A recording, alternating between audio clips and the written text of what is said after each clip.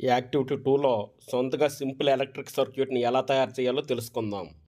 దీనికి కావలసిన పరికరాలు 15 సెంటీమీటర్ల పొడవు గల blue, green, red, yellow colour గల 4 వైర్లు, ఒక విద్యుత్ బల్బు, ఒక విద్యుత్ ఘటము, సెల్లో టేపు లేదా సెల్ హోల్డర్. పద్ధతి: ప్రతి వైర్ నుంచి 2 సెంటీమీటర్ల ప్లాస్టిక్ కవరింగ్ను తొలగించాలి. నీలం మరియు ఆకుపచ్చ వైర్లను బల్బుకు అమర్చాలి. ఎరుపు మరియు పసుపు రంగు వైర్లను బ్యాటరీకి అమర్చాలి.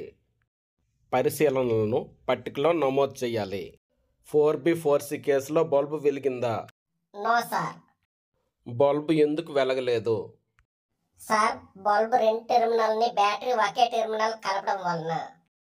4D4E కేసులో బల్బు వెలిగిందా? ఎస్ సార్, ఎందుకంటే ఇక్కడ కనెక్షన్స్ సరిగ్గా ఉన్నవి. 4F4G కేసులో బల్బు వెలిగిందా? నో సార్, ఎందుకంటే ఇక్కడ వైర్స్ డిస్కనెక్ట్ చేయబడ్డాయి. What is simple electric circuit? సాధారణ విద్యుత్ వలయం అంటే ఏమిటి? విద్యుత్ జనకం, వాహకపు తీగలు, బల్బు మరియు స్విచ్ను కలిగి ఉండి దాని గుండా విద్యుత్ ప్రవహించే వలయాన్ని సాధారణ విద్యుత్ వలయం అంటారు. స్విచ్ మూసినప్పుడు బల్బు వెలుగుతుంది. దానిని క్లోజ్డ్ సర్క్యూట్ లేదా మూసి ఉన్న వలయం అంటారు. స్విచ్ తెరిచినప్పుడు బల్బు ఆగిపోతుంది.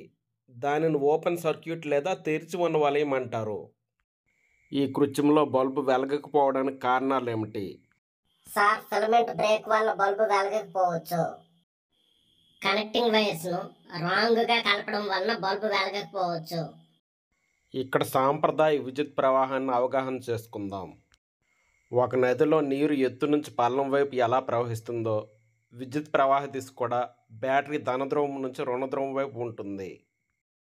దీనికి వ్యతిరేక సినారియో ఊహిస్తే ఎలక్ట్రాన్ల ప్రవాహ దిశ సాంప్రదాయ విద్యుత్ ప్రవాహ దిశకు వ్యతిరేక దిశలో ఉంటుంది.